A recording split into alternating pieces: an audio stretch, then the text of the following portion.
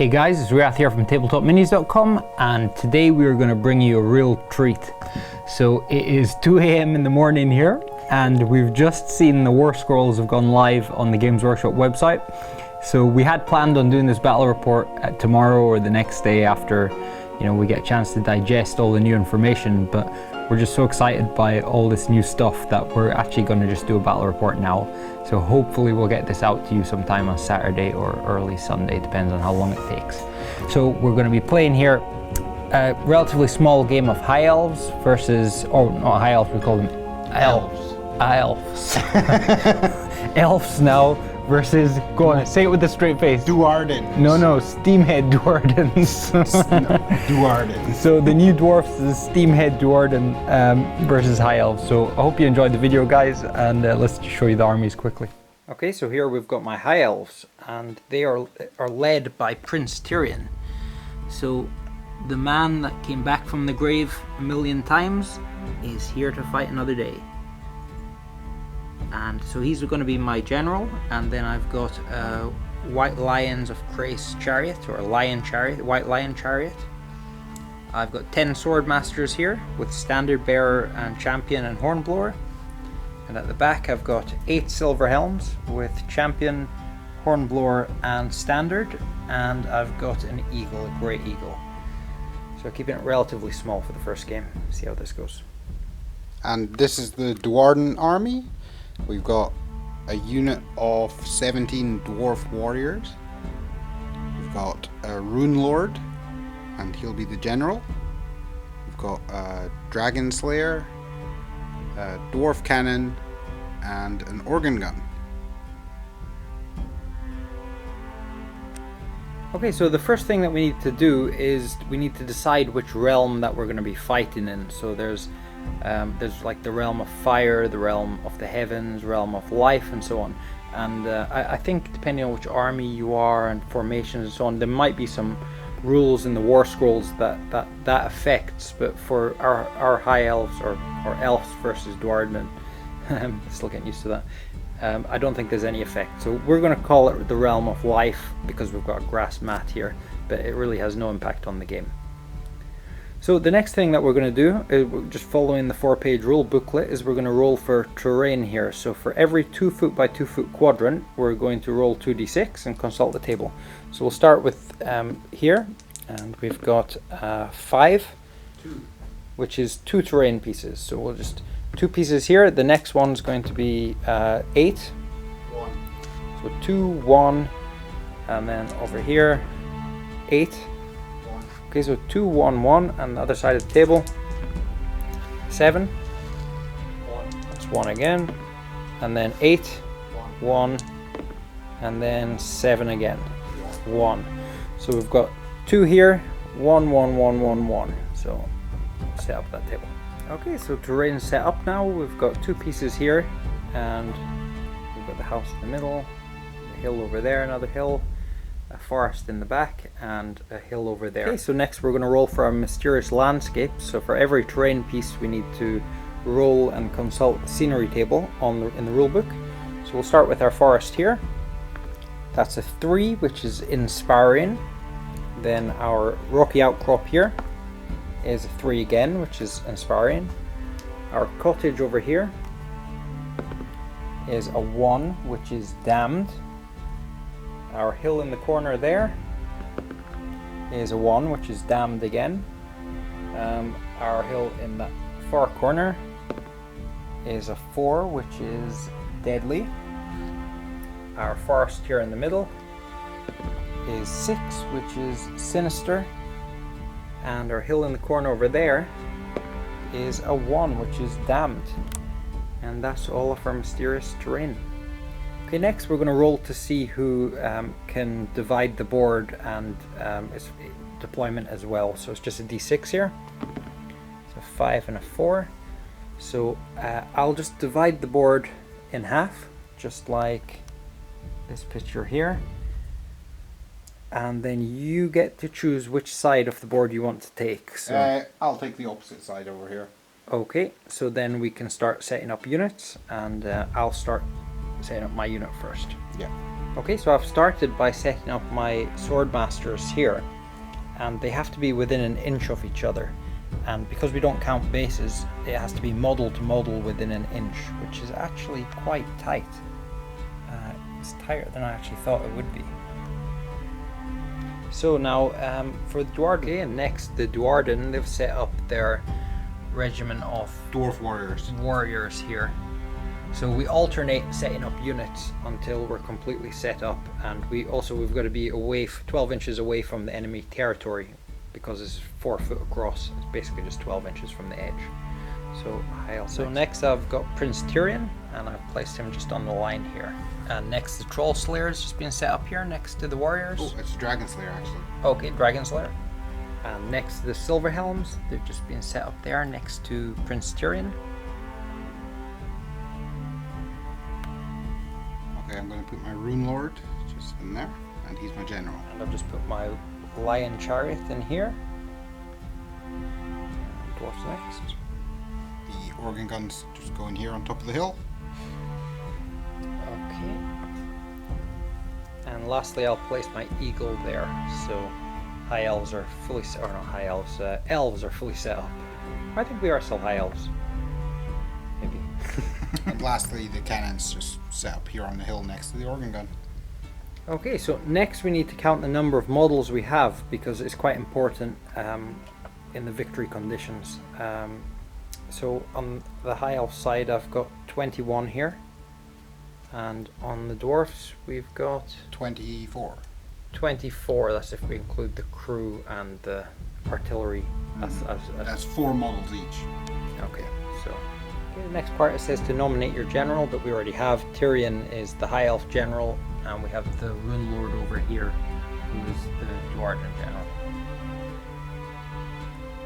Now, next we'd look to see whether either side gets any sudden death victory conditions. So this is a rule designed to balance things out. If your opposing player's got a lot more models than you, and you need a third more models to be able to use the sudden death victory condition. So because we're relatively equal, that doesn't, on model count. Yeah, on model count it doesn't apply to us. And the next thing is we don't have any previous triumphs, so we don't get any of the special rules from the triumph table. So if you win a battle, a major victory, then in your next game you get some bonuses, and but that doesn't apply because it's our first game. And also because the high elves finish deploying first, they get to take the first turn. Okay, so start of turn 1 for the high elves, and we start the turn by entering the hero phase, and in the hero phase we can choose to use 1 hero ability for each one of our heroes. So Tyrion, he's my general, so he has Inspiring Presence. Every general has Inspiring Presence by default, plus any additional command abilities that are given on their war scrolls. So Tyrion has another one on his war scroll, Defender of Ulthuan, so he can give all units within 24 inches of him his bravery instead of their own, if I choose to use that, or Inspiring Presence, which means anybody within 12 inches of him, they don't need to take battle shock tests. So I'm gonna use Defender of Ulthuan, so everybody within 24 inches uses his bravery, which is 9. Okay, so I'll start my movement with my chariot here, which can move 9.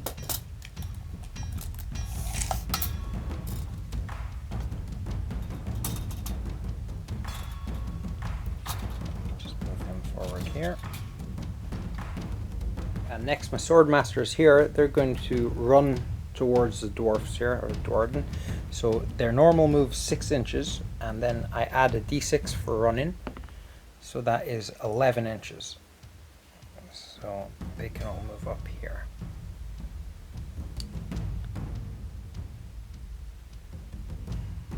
Okay, and next Tyrion, he's got a movement of 12, so I'm just going to move him forward to here. And the same with the Silver Helms, I'm going to move them 12. And just put them up next to him.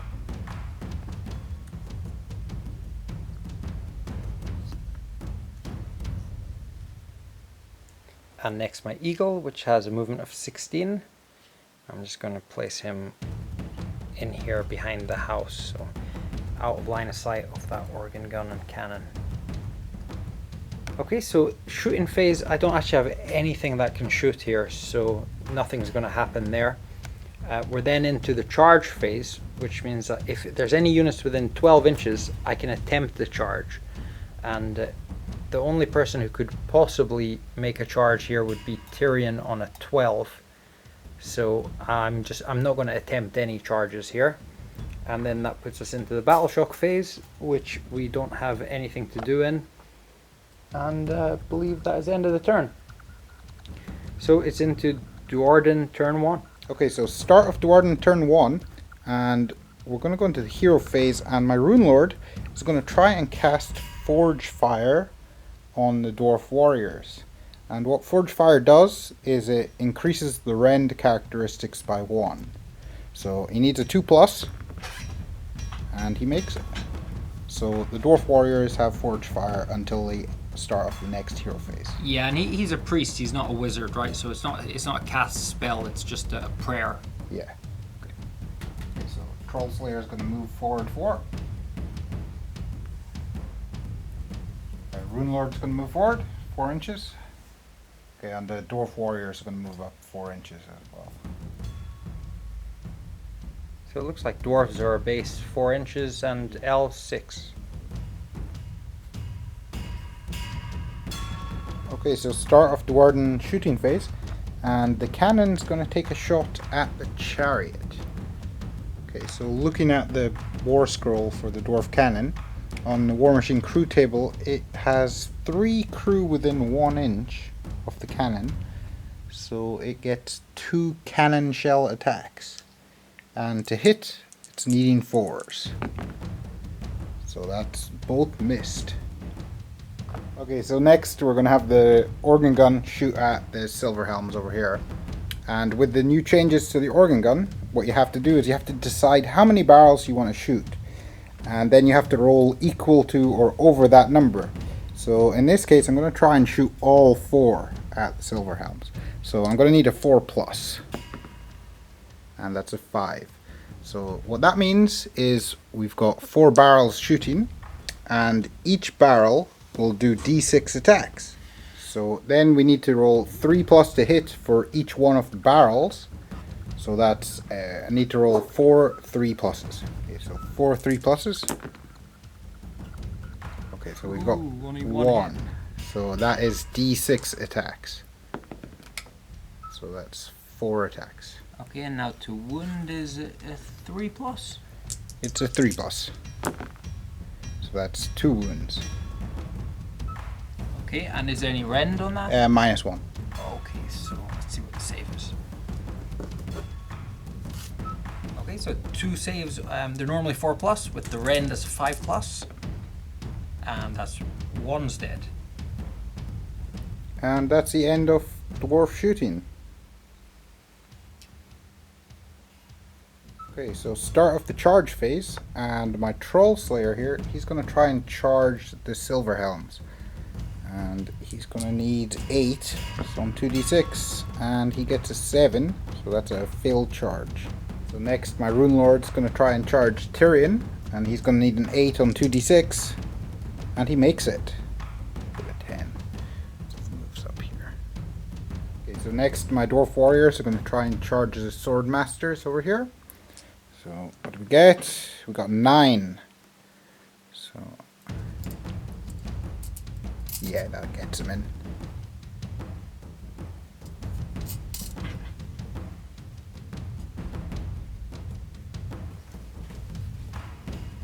Okay, so that's the charge phase over, and we're into the combat phase. So step 1 is a 3-inch pile-in move, similar to 40k. So I'm going to just pile the dwarves in here.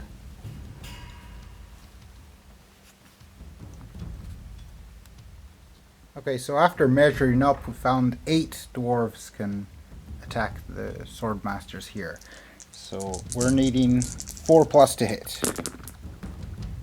And that is 6 hits. Needing 3+ to wound. That is 4 wounds. Okay, so -2 rend, so that's a normal 4+, so saving on 6s. And two dead, so nice one.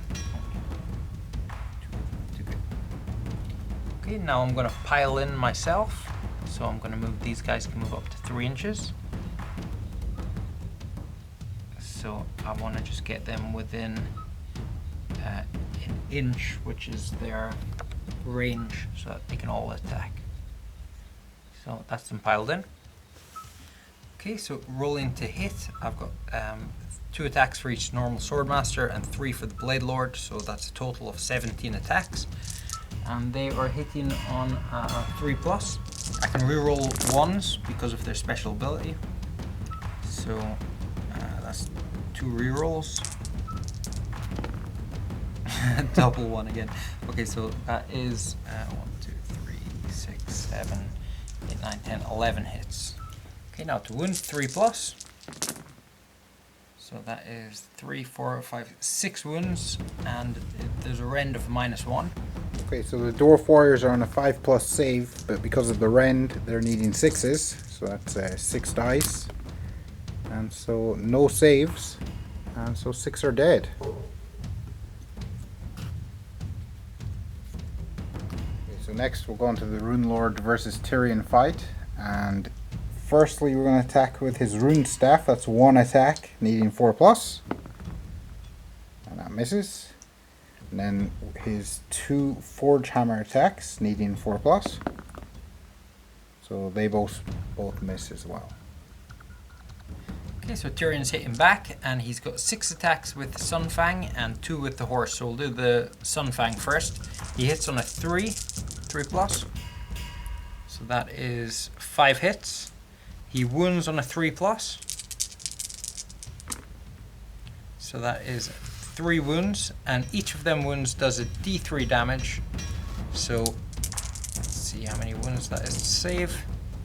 That is 2, 4, 5. So 5 wounds. We've got rend of a -2. So what's your normal save? 4+, so that is So 6s. You've got 5 6s to make. So that 4 is wounds. 1 save. So he's down to 1 wound. Malhandir the horse hits on 4s, wounds on 3s, and there's no rend. That's just 1 damage, so that's a 4+ save. Nope. And so that is the Rune Lord dead. wow. First round of combat. Okay, so into the battle shock phase, and the dwarves have suffered 6 casualties, so they're only bravery 6. So Well, there's more than 10 of them, so they get a +1, and we're going to find out how many of them run away. And so that is 4 plus bravery 6. well, your bravery 7, but there were 6 casualties, so that's 10 total, and your bravery 7 with the +1 for being more than 10 models, so that's 3 casualties, or 3 people flee, and that's halved because of their banner, right? Yeah, they've got the clan banner, so when they fail a battle shock test, half the number of models that flee rounding up, so that's 2 that flee. Okay, so now the battle shock test for the high elves here, we've took 2 casualties, so we roll a d6 and add that to 2, which is 7, and because they've got Tyrion's bravery of 9, which is less than 9, then they don't take, none of them guys flee, so that's battle shock over for them. So that's the end of the Duardin Okay, so turn. we're into battle round 2, and one of the big differences in Age of Sigmar is every turn, or battle round as they call it, you roll to see who goes first. So let's roll to see what we get. And It's so equal. 5, 4. So Duardin get to go again. you sure you're going first? Yeah. Okay. Okay, so start of Duardin battle round 2, and we've got no heroes for the hero phase, so we're straight into the movement phase, and the Troll Slayer is going to move forward 4. And that will be the end of the Duardin movement phase. Okay, so start of the shooting phase, and the Dwarf Cannon's going to again try and shoot the chariot. So it's needing 4 pluses to hit. So that's 2 hits, and d6 damage each. So that is 5 wounds. So we're needing 2+ to wound, so we need 5 2+s. And so that is 4 wounds. Okay, so 4 damage, and with the Ren, that's 6+ to save. So that's 4 wounds, so he is down to 2 wounds left. He started on 6. Okay, so next the organ gun's going to shoot at the silver helms over here, and it's going to try and shoot 4 barrels. So we need to make a roll and get a 4+. So it makes that. And for each one of the 4 barrels, we need to roll a 3+ to hit. So that is 2 hits. And to see how many attacks for each, that is 5 attacks. So that's 3+ to wound with 5 attacks. And that is 3 wounds on the silver helm with a -1 rend. Okay, so that's a 5+ save. And 2 are dead. And that's the end of the Duardin shooting phase. Start of the charge phase, and the Dragon Slayer is going to try and charge Tyrion. So I need to roll some dice here, 2 dice, and we Snake Eyes. So that's a fail. So he just stays where he is. And so we go into the combat phase. Start of the combat phase. The Dwarf Warriors, they have 10 attacks, hitting on 4s. So that is 6 hits. And wounding on 3s.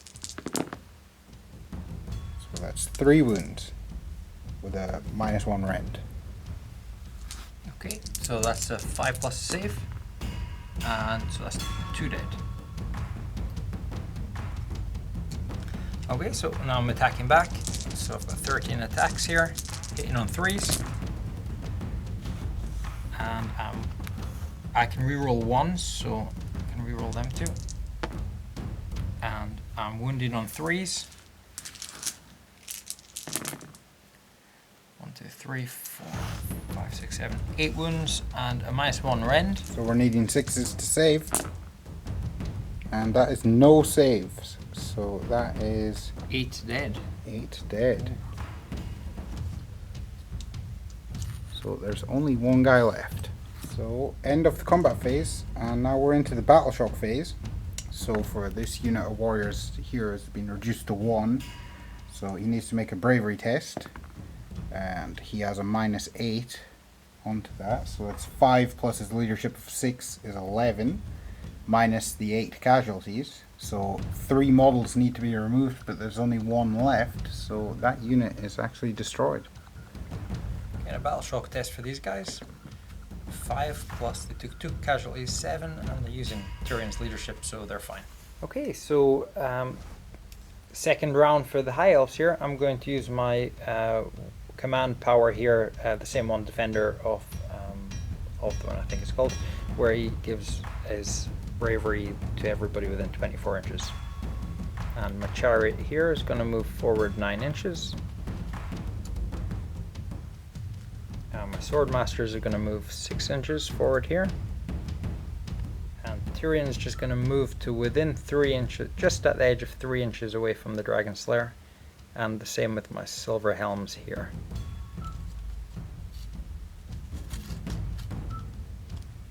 And my eagle's also going to fly over here, and they're just going to, he's going to sit within 3 inches of the Dragon Slayer. And there's no shooting here for the High Elves. So we're into the charge phase. So my lion chariot here is going to try and charge the cannon over there. So we need 8 or more. We get 7, so he just stays where he is. And the sword masters here are going to try and charge the organ gun over there. So we need a 9 or more, which we make. We get a 10. So they can all move up. Leave these guys down here, but they're actually up there in the front. And now Tyrion's going to charge the dwarf, the Dragon Slayer there, so we need a 3+, which we get just a 3. That's enough. And the silver helms need a 3, which they make.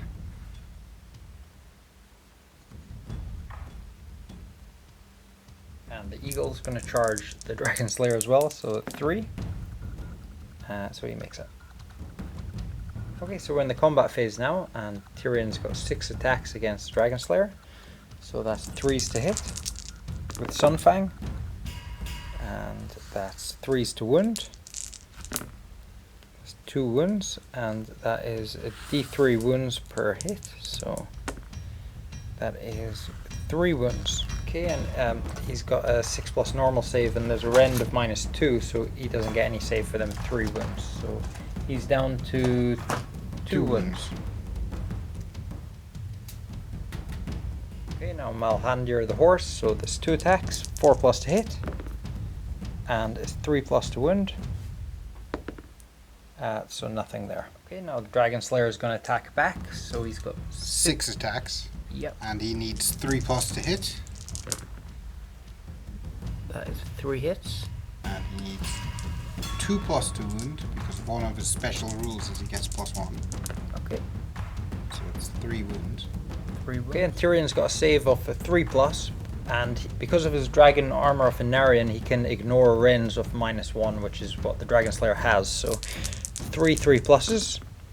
So that's 1 wound on Tyrion. So he's down to 5. Okay, now the eagle here, he's normally got 4 attacks, but 6 because he's charged, so he's forced to hit, which is 2 hits, and he's 3s to wound, 1 wound.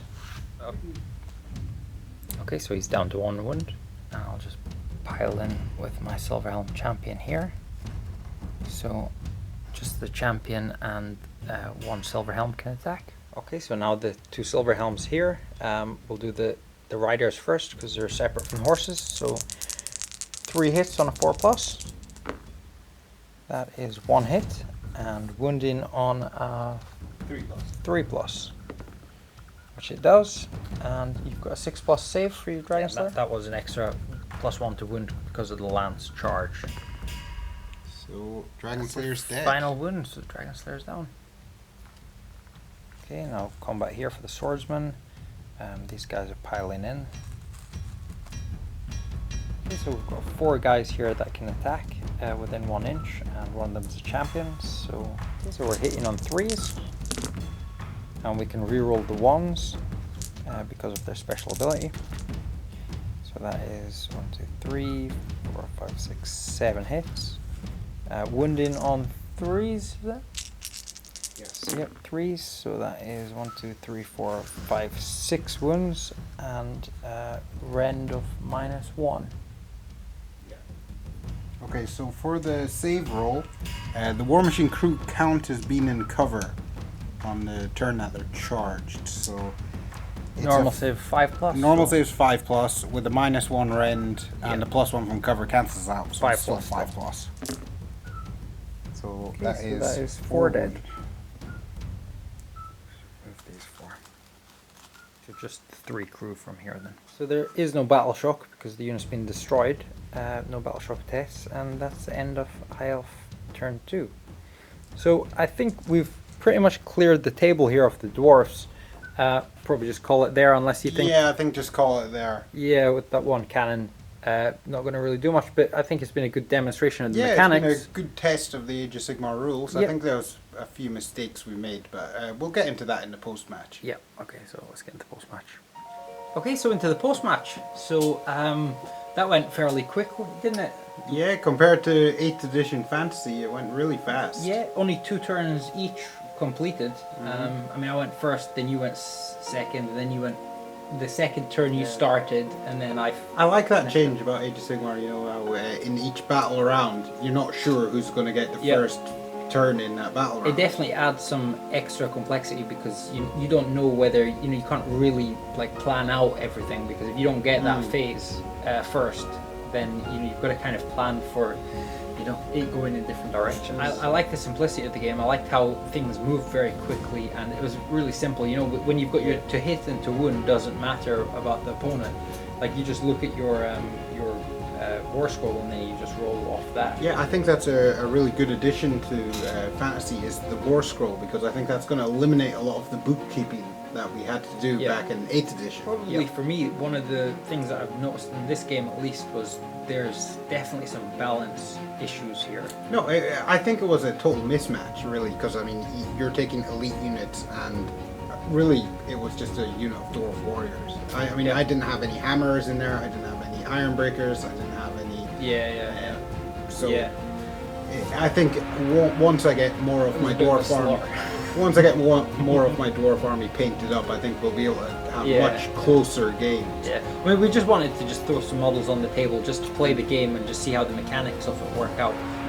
So ideally it would have gone on for longer than 2 turns, but I think we managed to demonstrate the phases there and the process of how you go through the turn sequence, the hero phase and battle shock heads and all these new things. I think after a couple of games, it'll be very possible to know the rules. So I definitely really enjoyed the mechanics and the simplicity of the game, and I think if we get more fairly balanced armies, we can definitely have some great games of this. I mean, it looks like it's definitely got the potential as a base or the rule set as a base. When the more advanced rules and the detail comes into it, and to find some way of better balancing the sides. I think not only in terms of our model selection, like I had a lot more elites than you there, but I think the game kind of favors, because it all depends on the number of models you have on the field. I'm struggling to see a reason why you would want non-elites, because there's no minimum requirement, at least at the moment, that you need a certain amount of base troops, is there? That's true. I mean, you could just stack up all your most elite warriors, and without that seems like the way to do it if you're playing, if you're playing to win rather than just sort of making a fluffy army. Yeah, you can imagine like a unit of say 30 sword masters. Why not? Yeah, why not? I just don't. And like a silver helm, that's one model, but it's obviously because of the horses got attacks and the riders got attacks. Why not have an all cavalry army? Like I guess we're probably going to find out in the coming weeks and months how this game is going to be better balanced. But there is no points cost in any of the war scrolls, is there? So, and when you start deployment and that sudden death rules and stuff is all kind of geared to try and make you balance your forces. Yes, I think when the sudden death rule, when we start using that in our games, that'll balance out the game a bit. Yeah, but I don't think that. I mean, it seems to me that the game is designed so that you don't take more than 33% more forces, more than a third forces. I think you're severely penalized. Otherwise, you go into that sudden death, and then it's like you can choose. Okay, I'll just kill a unit, and then you win the game straight off. So you can like have a turn 1 or 2 victory just on that. So I think to make the optimum list here, you wouldn't go more than a third over, but you would go up to a third over. So like at the start, your benefit is you get the first turn if you finish deploying first. So it seems like the game, it tries to get you to put as many models as you can on the table without going a third more than your opponent. So it encourages you to use a lot of models, but it's still not more than a third more than your opponent. So I think you'll always do better with 30% more models on the table than having the first turn. Unless, of course, you get to turn 5 or 6 and the game hasn't been decided, and then you start looking at casualties compared to your model count and all that, and then the bigger army, obviously you suffer a penalty for that. I think the game, there's definitely some things that we need to work out here. But yeah, I enjoyed it, and we'll definitely be doing more of these. So if you liked the video, please like and subscribe, or check us out on tabletopminis.com. So thanks for watching, guys, and see you next time. Thanks for watching.